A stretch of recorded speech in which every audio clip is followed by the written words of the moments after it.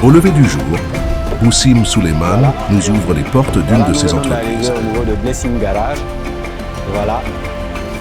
Nous sommes spécialisés dans la réparation de véhicules. Ici, la majorité des employés sont jeunes et partagent une expérience commune. À un moment donné, ils ont envisagé de partir vers l'Eldorado européen. Cependant, l'influence de Boussim Souleymane les a convaincus de rester en Afrique et de se lancer dans l'entrepreneuriat. Bon, j'ai commencé à trouver un pays en tout cas. Ici, il faut aller là-bas, bien faire ce travail, là, c'est pas en tout cas. Ce n'est pas bon, je n'arrive pas mon pays en tout cas, je me concentre sur lui dessus. Alors pour moi, les Africains, les continents. Sa propre histoire, marquée par une tentative d'immigration clandestine, a laissé des souvenirs alarmants les motivant à ne pas suivre les mêmes chemins. C'est cette erreur monumentale dès le départ qui est à la base du fait que l'évolution prend du temps, parce que aujourd'hui, même moi, arrivé un moment, j'étais resté en croyant que mes frères, mes parents, je le dis même dans mon livre Le dépassement des limites, mes parents qui étaient déjà en Europe ou allaient me tendre la main ou encore me donner coup de... Donc cela m'a pris beaucoup de temps. C'est quand je me suis rendu compte qu'il fallait que moi-même je me lève et que je me bats et que j'essaye de faire ce que je veux moi-même. C'est en ce moment-là que j'ai compris et que tout a commencé à être facile pour moi.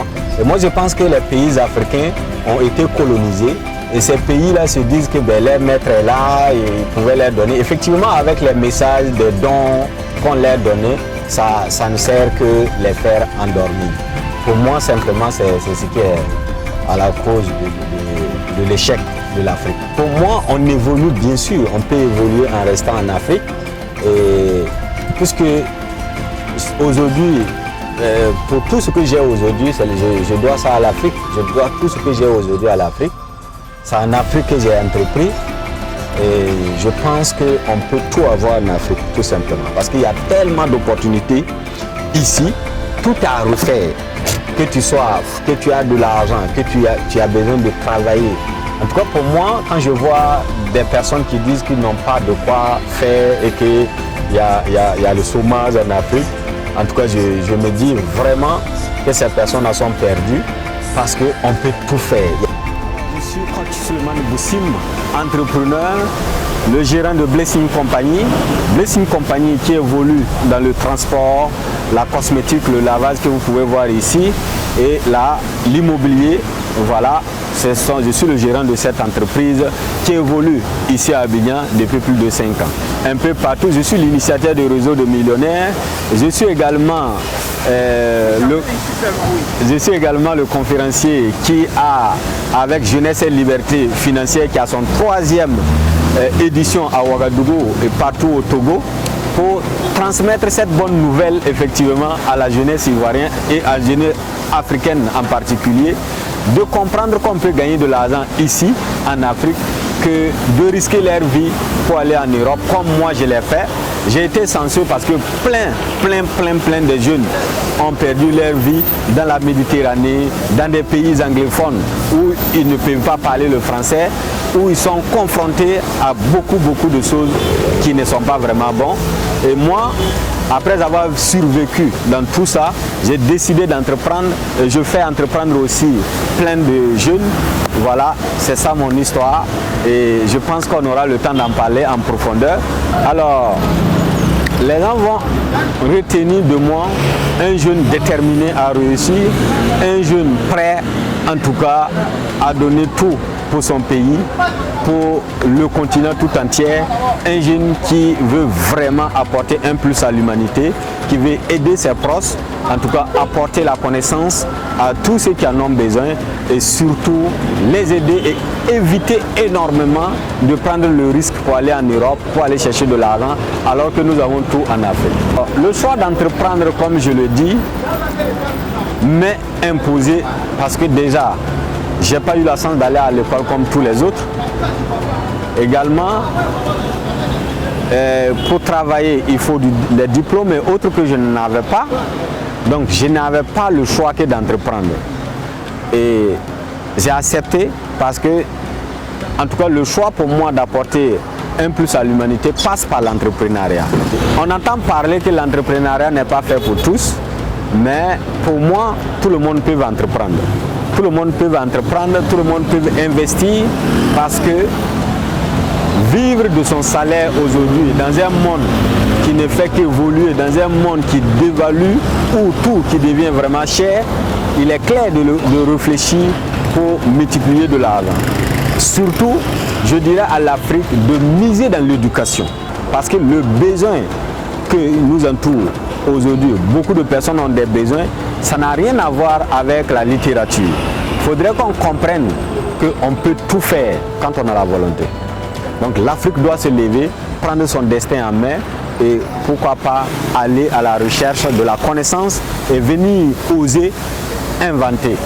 Effectivement, il faut dire que l'idée de départ d'aller en Europe était, je dirais, une erreur pour moi. Donc pour moi, je n'ai pas voulu que les personnes continuent sur cette base-là. C'est pourquoi j'ai écrit ce livre qui est nommé Le dépassement des limites, qui permet à n'importe qui de dépasser ses limites et de faire de l'argent ici en Afrique, parce que c'est faisable. Par contre, quand on fait croire qu'il fait beau vivre ailleurs alors que tout se fait ici, moi j'ai expérimenté au péril même de ma vie, parce que j'ai été dans des pays, dormi dans des mosquées en route, et après, quand j'ai été en Europe, au final, j'ai compris que ce n'était pas facile. Et cela m'a pris beaucoup d'années. Mais dès lors que je suis retourné avec l'expérience, j'ai commencé à entreprendre et tous ces jeunes-là que vous pouvez voir, aujourd'hui, grâce à ce que nous faisons, beaucoup d'entre eux s'en sortent. Il y a d'autres même qui devaient sortir pour aller se chercher comme moi, mais grâce à mon histoire, ils ont décidé d'entreprendre ici. Et puis voilà, nous rendons gloire à Dieu parce que tout va bien pour le moment. Ok. Alors combien de jeunes vous avez déjà employés pour donc ces services? Combien déjà vous avez? Bon, d'abord ici au niveau de Blessing Laval, nous avons deux équipes. Nous travaillons 24 heures sur 24. Il y a équipe de la journée et après il y a équipe de la nuit qui rentre. Et nous avons ici pratiquement près de 14 personnes qui travaillent. Et nous avons Blessing Garage également qui emploie, et Blessing Construction effectivement qui est dans l'immobilier qui emploie. Et nous avons près de 35 à 50 personnes qui travaillent aujourd'hui avec Blessing Company. Ok. Alors, quels sont les critères de ces jeunes qui travaillent avec vous? Leur histoire, comment ils se retrouvent aujourd'hui avec vous? Il faut noter que la majorité, c'est ceux-là qui n'ont pas eu la chance d'avoir un niveau très élevé à l'école comme moi. Et beaucoup qui viennent me voir pour dire qu'effectivement, ils veulent aussi aller chercher leur vie en Occident, en Europe et tout. Et j'arrive à les faire comprendre que moi, j'ai été là, j'ai passé par là. Mais aujourd'hui, tout ce que vous pouvez voir, mes véhicules, que ce soit les voitures que vous pouvez voir aujourd'hui, je les fais en Afrique ici. En Europe, je n'ai pas fait quelque chose, mais je pourrais peut-être vous accompagner, vous pouvez travailler ici. Et grâce à ce que vous gagnez, vous allez pouvoir économiser et pourquoi pas entreprendre, investir ce que vous avez. Et effectivement, ils ont compris et ils ont commencé effectivement à travailler, à gagner le peu qu'ils gagnent. Et je les aide parce qu'avec nous, les travailleurs, quand ils gagnent de l'argent, ils peuvent investir leur argent et l'argent aussi va travailler pour eux. Donc c'est ainsi qu'ils commencent à fructifier de l'argent. Et au final, chacun d'entre eux, vous aurez le temps de les interviewer un peu. Beaucoup d'entre eux ont abandonné l'idée d'aller en Europe pour aller chercher de l'argent en tout cas. D'accord. Voilà, je suis un entrepreneur autodidacte, voilà, qui a quitté depuis le Burkina dès bas âge à partir de CM2, après avoir fini l'école. Et ainsi, en ce temps, il fallait entreprendre ou soit fonctionnaire ou aller en bengue, comme on aime bien le dire, en aventure. Et moi, en ce moment-là, j'avais seulement que le choix d'aller en aventure parce que déjà l'école, je ne trouvais pas ça propice parce que j'étais déjà vieux, mon père n'aimait pas envoyer les enfants à l'école, on partait au champ et tout. Donc si je devais aller à l'école, ça va me prendre beaucoup de temps. Donc j'avais opté pour l'aventure. Et après avoir traversé la Méditerranée, voyages clandestins et autres, après avoir été partout au monde, j'ai décidé enfin d'entreprendre et l'idée m'est venue de, pourquoi pas, de faire ce petit business, le lavage, comme le garage, le transport, la construction et autres. Donc c'est ce que vous pouvez observer ici. Voilà, c'est ce que nous faisons depuis, en tout cas. Bon, avant de rencontrer M. Boussimi, j'étais dans les chantiers. Je bossais avec les maçons. Et il faut dire que ça n'allait pas parce que déjà dans les chantiers, les maçons ne payaient pas bien. Quand tu peux même finir de travailler et puis bon, ils ne vont pas te payer. Et on était à tout temps, moi et puis mes amis, en train de chercher une opportunité, comment faire pour pouvoir, ne serait-ce que travailler pour nous-mêmes. Parce que si on doit continuer avec ces gens de boulot, ça ne va pas vraiment nous arranger. Et ça, à travers ça, on a commencé à faire nos recherches. On est tombé sur un coach qui vient du Burkina. Et on a eu à assister à sa formation. C'est à l'issue de ça qu'on a pris contact. Et après cette formation du coach qui venait du Burkina, on a eu à assister à une formation, la toute première formation du coach Boussimi. Et franchement, il faut dire que ça a été vraiment une très bonne formation. On a vraiment beaucoup appris. Il a eu à nous montrer que non. Ici, en Afrique, ici, nous, on a tout. Nous, on a tout. Il suffit juste de travailler, d'avoir une volonté et de choisir un domaine et travailler. Et au fil du temps, tu pourras mieux t'en sortir. Parce que ce que nous allons quitter ici pour aller chercher ailleurs, là. Franchement, tu n'as pas de compétences nécessaires. Tu ne sais pas quel domaine tu vas aller exercer là-bas pour pouvoir mieux t'en sortir. Donc il vaudra mieux de rester en Afrique ici et bosser. Et on a beaucoup d'opportunités chez nous en Afrique ici. Donc si nous prenons côté agriculture, en tout cas c'est ce qu'il a eu à nous développer. Côté agriculture, on peut vraiment mieux réussir là-dedans. Et si on laisse même agriculture, il y a l'élevage.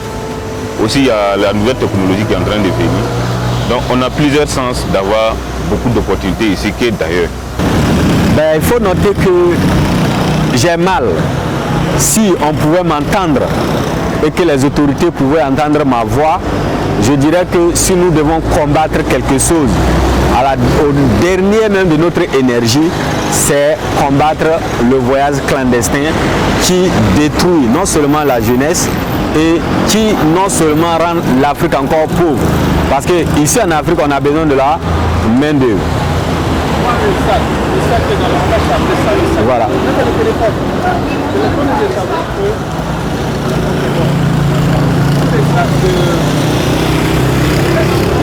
Les drones est chargé. Non, c'est déchargé. Dans mon sac noir là. On prend d'abord les sacs de drones, on va charger la batterie. Ok. Alors,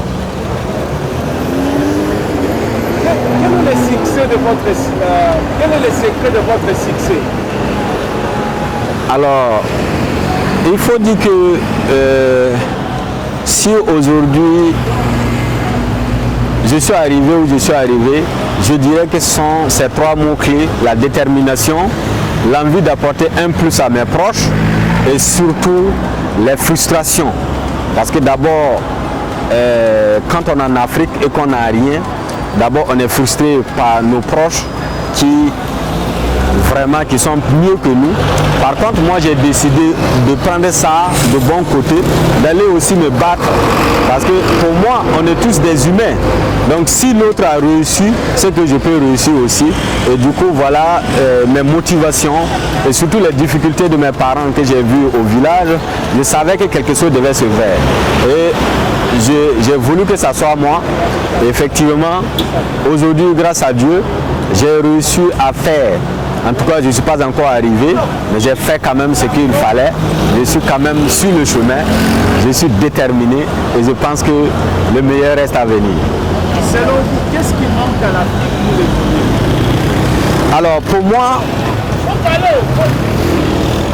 ce qui manque à l'Afrique, en premier lieu, je dirais que nous avons d'abord l'éducation réelle, qui n'a rien à voir avec l'éducation scolaire.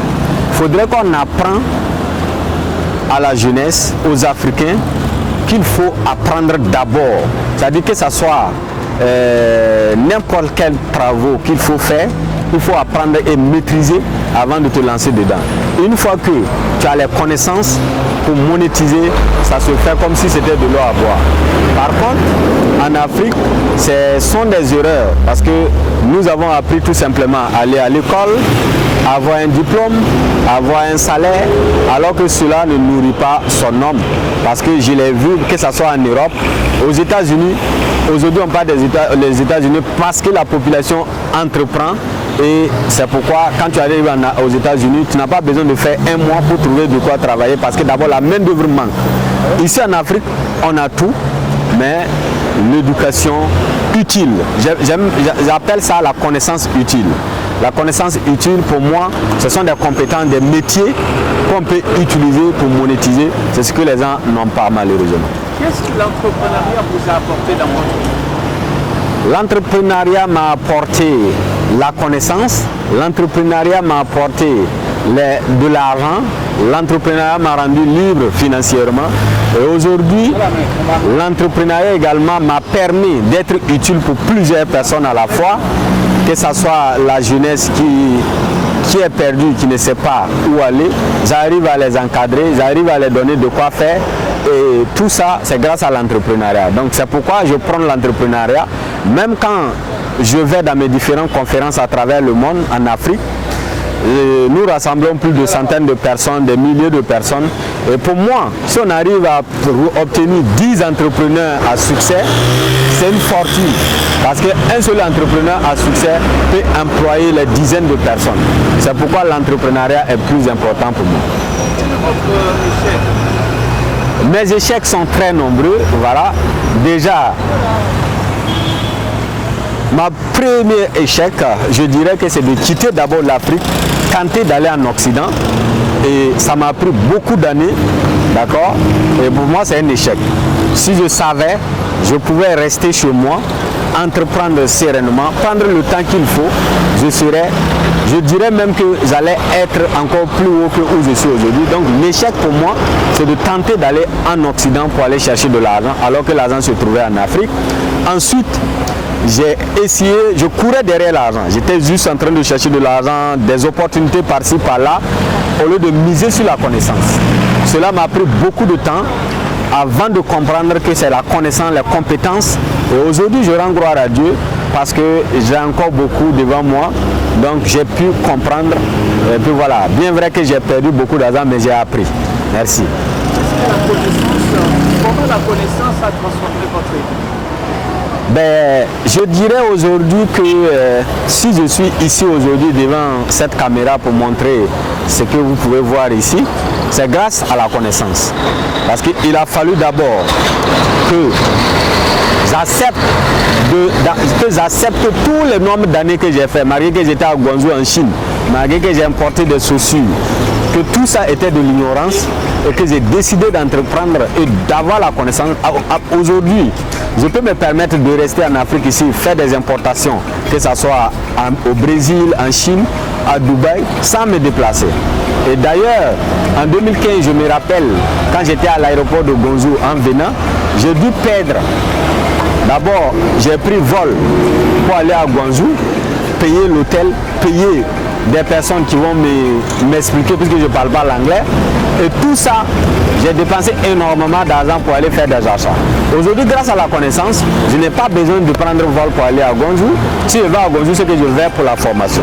Mais pour les achats, je peux rester ici, acheter et puis recevoir tranquillement sans me déplacer. En tout cas, la connaissance m'a facilité beaucoup de choses.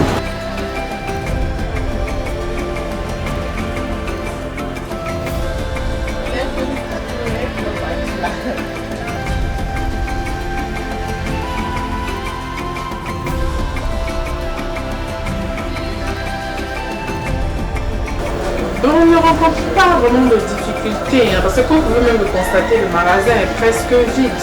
Donc ça fait juste même, ça ne même pas un mois qu'on a reçu des marchandises. Et là, le magasin est presque, on va dire presque vide. Donc on ne rencontre vraiment pas de difficultés puisque ce que nous faisons, c'est de répondre aux besoins des personnes qui souffrent des problèmes de peau et tout. Donc, on ne rencontre pas de difficulté à liquider la marchandise ou bien à vendre. Pas du tout.